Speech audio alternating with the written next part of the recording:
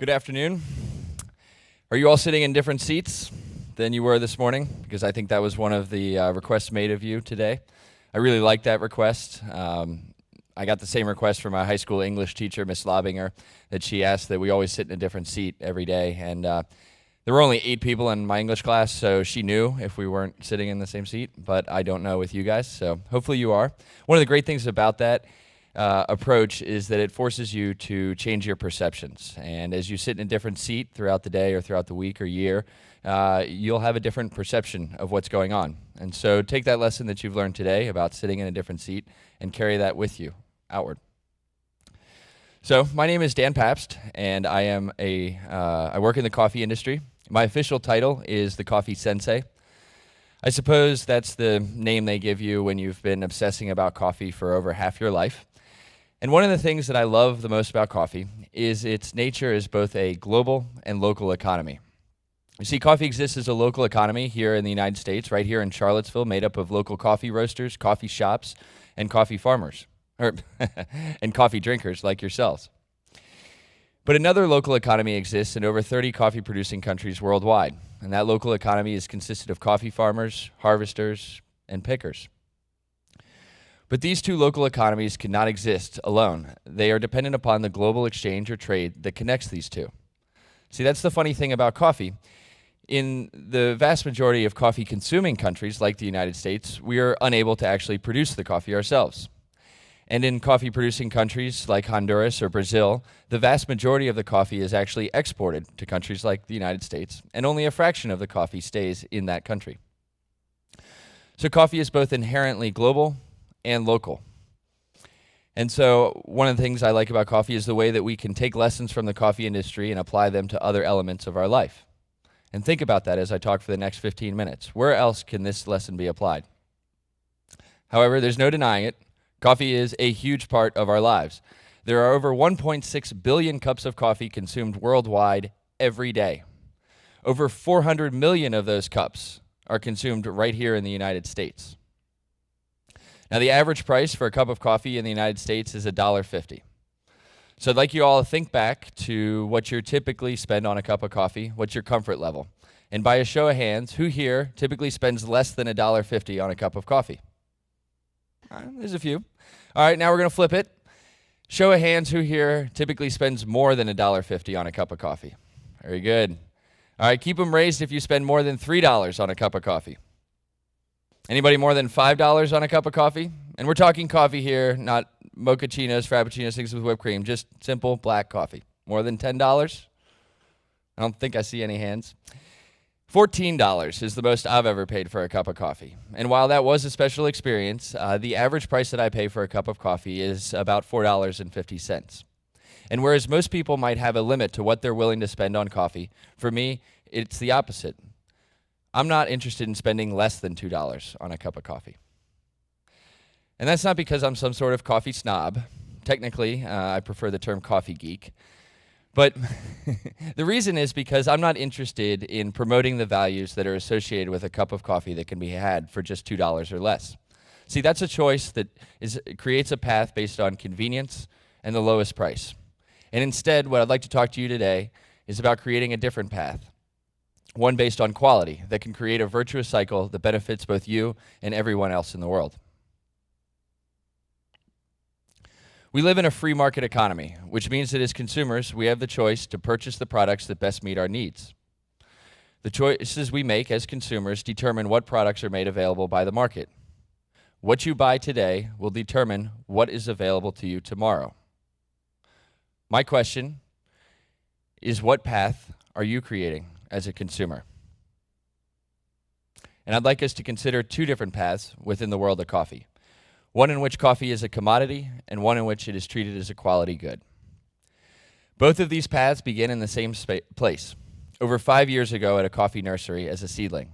You see, the coffee you had this morning, or at any time today, no matter where you had it, who made it for you, began over 5 years ago as a seedling. That's how long it takes from when coffee is first planted in the ground to when it is then harvested. And when coffee is treated as a commodity, what we do is clear cut the lands to create the maximum amount of farmable land. In these scenarios, the coffee plants are spread out and exist under intense sunlight from sunrise to sunset. This is not actually ideal for the coffee trees, and in order to combat the intense effects of heat and sunlight, and also to promote the maximum crop yield, commodities-based coffee farmers will employ the use of pesticides and other artificial preservatives and nutrients to promote a successful and profitable harvest. And when it comes time to harvest this coffee, these farms will take advantage of their large flat plots of land and employ the use of mechanical pickers. These machines, these gasoline-powered machines, will stretch out into the fields and with their mechanical arms reach out and vibrate the tree trunks, causing the cherries to fall down and anything else that comes with it. At that point, the coffee is then processed, the coffee bean or seed is removed from the cherry and sorted and graded for export. It is at this point that the farmer can take his coffee to market and be paid for his coffee. But the price he is paid for is completely arbitrary and not based on the quality of his coffee, but on the International Coffees Exchange. You see, on any given day, coffee is being traded as a commodity on a commodities future market, where the price fluctuates up and down based on the market's expectation of future supply and demand. And this is a market that can have wild swings up and down as environmental effects and climate change have a profound impact on the global supply of coffee. On this chart behind me, you can see the price paid per pound for coffee over the last 30 years on the commodities exchange. There's one very noticeable spike and another one in there as well, and both of these spikes in price are the result of crop outputs in Brazil. Brazil is the world's largest producer of coffee, and as a result, their output each year has a huge impact on the price the coffee trades at on this market. So imagine for a moment that you're a coffee farmer in Papua New Guinea. Bringing your coffee to market, the price that you get paid, your income, is not dependent upon the care and effort that you put forth into that crop, but on the crop output of a country halfway around the world. But it doesn't have to be that way. Let's go back to the beginning of our path. We can take a different path with coffee, and it still begins with the same seedlings in a nursery. But instead of clear-cutting the most easily accessible land, we're going to take our coffee high up into the mountains, where it grows the best in that climate. And in doing so, we're not going to clear-cut the land. We're going to maintain the natural vegetation. And in doing so, we'll be able to provide shade and protection to the coffee, allowing us to grow it organically and without the use of pesticides. When it comes time to harvest this coffee, with our coffee trees planted on steep mountainside slopes, we're not going to be able to employ the use of mechanical pickers.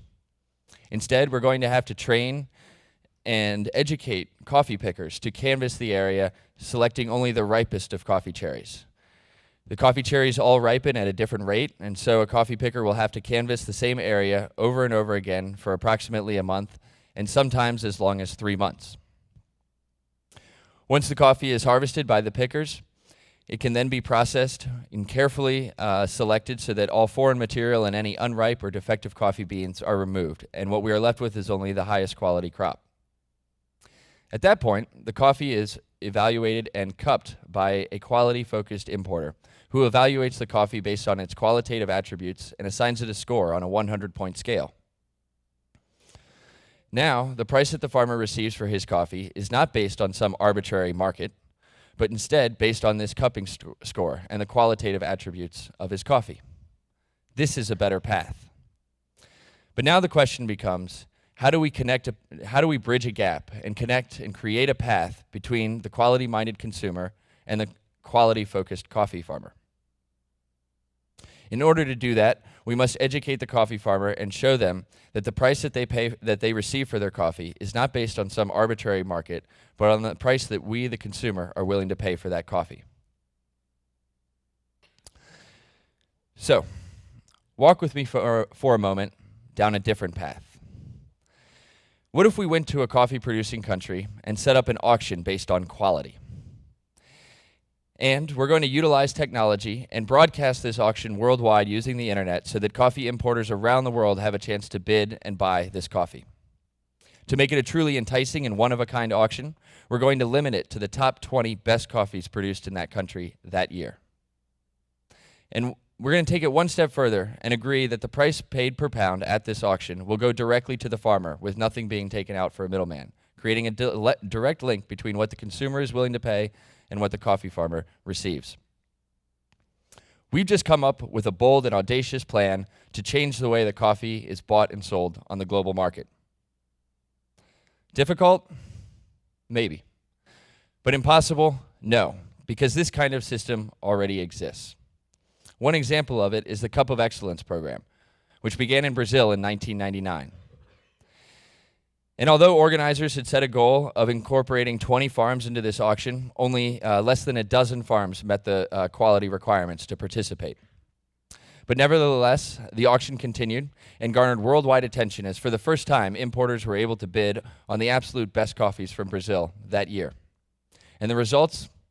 Astounding. The winning coffee received a price at auction of $2.60 a pound, more than $1 what coffee was being traded at on the commodities exchange at the time. All the farmers involved in this auction received significantly higher price per pound for their coffee than what they had been receiving previously. But it's not just the impact it had on these dozen or so coffee farmers. What's more exciting is the impact it had on an entire coffee growing country and an entire coffee industry. As word spread about a quality-based auction that paid farmers for quality rather than some arbitrary commodities exchange, interest in the auction increased. And the following year, the organizers had absolutely no trouble getting 20 farms to participate. The price for the winning coffee at that auction was $3.04, again, significantly higher than what coffee was trading at on the global exchange. And this has continued to spread. As of 2013, the minimum score for a coffee to participate in the Cup of Excellence program has risen from 80 points to 85 points. And in 2013, more coffees were rejected from the competition than were accepted. Now, more than ever, Brazil is growing outstanding coffee. The winning coffee at auction received over $23 a pound. That's more than 10 times what coffee trades at on the commodities exchange. And the average price for coffee sold through this auction last year was nearly $8 a pound. And the Cup of Excellence is just one example of the way we're able to draw a link and create a path between the quality-focused consumer and the quality-focused producer. Another example is the microlot program that's taking place in Honduras and many other coffee-producing countries. The microlot program seeks to identify coffee farmers who are growing coffee of a substantially higher quality and get them the attention and the price that they deserve. One such farmer that's benefited under this microlot program is Efron Vasquez, who runs the El Guamo farm in the Marcala region of Honduras. For years, Efron used to just contribute his coffee to the local co-op, where it was combined with the coffee from over 200 other farms before being graded and sorted for export. But under the microlot program, we do something different. Our importer travels to the co-op, and rather than evaluating the coffee after it has been combined and all 200 farms are together, the importer goes out and evaluates the coffee at each of those 200 farms. And it is through that process that El Guamo was identified as producing coffee of a significantly higher quality than what the co-op was producing. In essence, Efron was producing 90-point coffee, but only being paid for 85-point coffee. Now, through the microlot program, we've kept Efron's coffee separate through the entire processing method. And then we were able to sell it on its own as a microlot. And Efron received a price approximately 30% higher than what he had traditionally received. So where do we go from here? Maybe you're not a coffee drinker. We can talk about that later, and I'll convert you. Or maybe you think that spending $14 on a cup of coffee is still a really silly idea. But this isn't really just about coffee. This is about the impact that our choices as consumers in a global economy have. My father once told me that it's not how much you make in this world, but it's how you spend it. And I think that's the lesson I take away after 15 years in the coffee industry. My involvement with the coffee industry and the lessons that I've taken away, some of which I've shared with you today, have fundamentally changed the way that I purchase goods. It's changed the way I shop for food, the restaurants I eat at, the clothes I buy, all the way down to the shoelaces I'm wearing today, are all impacted by my choice to go for a path of quality rather than convenience. So I ask you all today, what path are you creating as consumers in this global economy? And what path are you going to forge forward? Are you going to choose the path of convenience? Or instead, will you choose the path of quality? The path of quality is one that has many rewards for you along the way. Occasionally, it'll delight you with a $14 cup of coffee. But more importantly, you'll be creating a sustainable economy that benefits not just you and your taste buds, but also coffee farmers around the world like Efron. I promise you. Come out, leave here today and choose a path of quality. Both your taste buds and Efron will thank you. Thank you very much.